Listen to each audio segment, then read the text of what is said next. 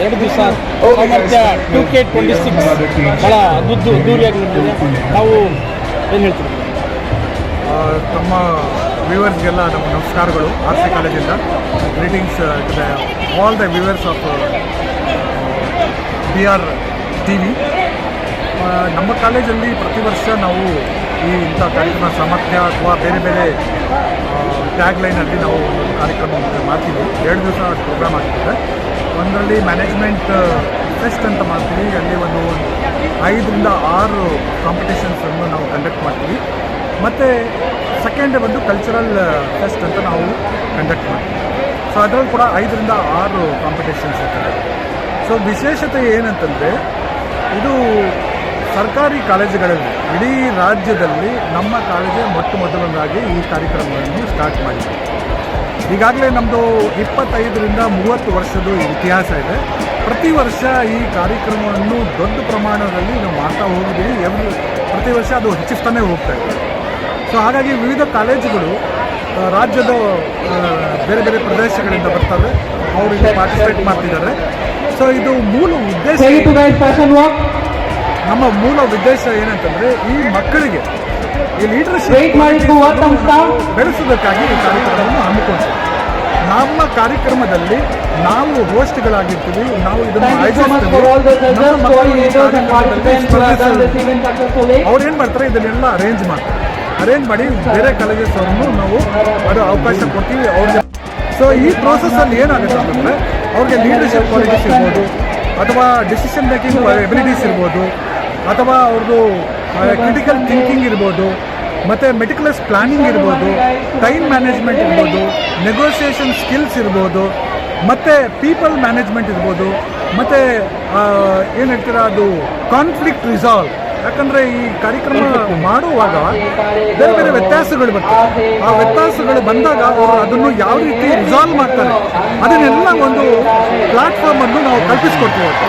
ಆ ಪ್ಲಾಟ್ಫಾರ್ಮಿಂದ ಅವ್ರಿಗೆ ಕಲಿಯೋದಕ್ಕೆ ಕಾಲೇಜ್ ಒಳಗೆ ಏನು ಕಲಿತಾ ಇದ್ದಾರೆ, ಕ್ಲಾಸ್ ರೂಮ್ ಒಳಗೆ ಏನು ಕಲಿತಾ ಇದ್ದಾರೆ, ಅದನ್ನು ಅವರು ಪ್ರಾಕ್ಟಿಕಲ್ ಆಗಿ ಇಲ್ಲಿ ಕಲಿಯೋದಕ್ಕೆ ಒಂದು ಅವಕಾಶ ಸಿಗುತ್ತೆ.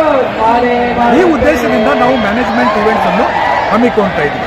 ಹಾಗೆಯೇ ಕಲ್ಚರಲ್ ಈವೆಂಟ್ಸ್ ಬಂದಾಗ ನಮ್ಮ ದೇಶ ವಿವಿಧ ಕಲ್ಚರಿಂದ ಕೂಡಿರೋದಂತ, ಮತ್ತು ಬೇರೆ ಬೇರೆ ಒಂದೊಂದು ಪ್ರದೇಶದ ಗೋವಿಂದಪ್ಪ ಆಗಿರ್ಬೋದು, ಅಂಬುಜಾಕ್ಷಿ ಮೇಡಮ್ ಆಗಿರ್ಬೋದು, ಭಾಳ ತುಂಬ ಸಕ್ಸಸ್ ಆಗಿ ಮಾಡಿದ್ರೆ ತಾವೇನು ಹೇಳ್ತೀವಿ?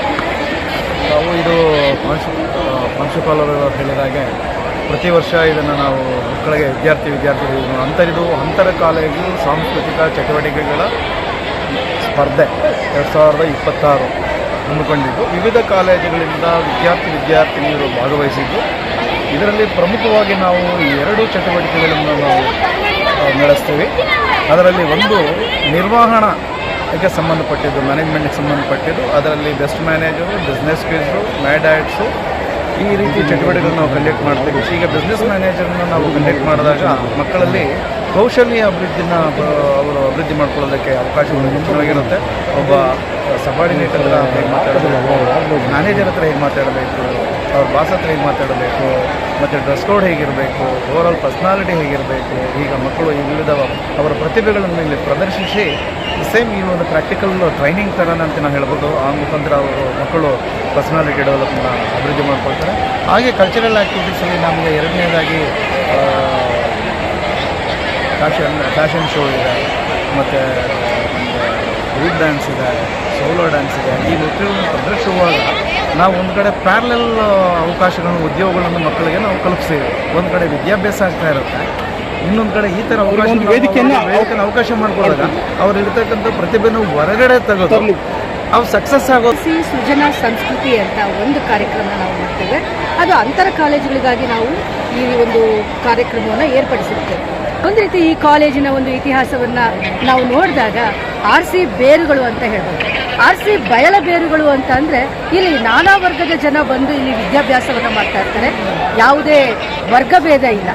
ಯಾವ ವರ್ಗಭೇದವಿಲ್ಲದೆ ಈ ಒಂದು ಸಾಂಸ್ಕೃತಿಕ ಶಿಕ್ಷಣ ಕಾರ್ಯಕ್ರಮ, ಈ ಒಂದು ಶಿಕ್ಷಣ ಸಂಸ್ಥೆಯಲ್ಲಿ ಈ ಒಂದು ವಿದ್ಯಾಭ್ಯಾಸವನ್ನು ಪಡೆದಿರ್ತಕ್ಕಂಥ ಜನಗಳು ಜಾತ್ಯತೀತವಾಗಿ, ಧರ್ಮಾತೀತವಾಗಿ RC ಬಯಲ ಬೇರುಗಳು ಅನ್ನೋ ಒಂದು ಟೈಟ್ಲ್ಗಳನ್ನ ಕೊಟ್ಕೊಂಡು ನಾವು ಈ ಒಂದು ಕಾರ್ಯಕ್ರಮಗಳನ್ನು ಏನು ಮಾಡ್ತೇವೆ.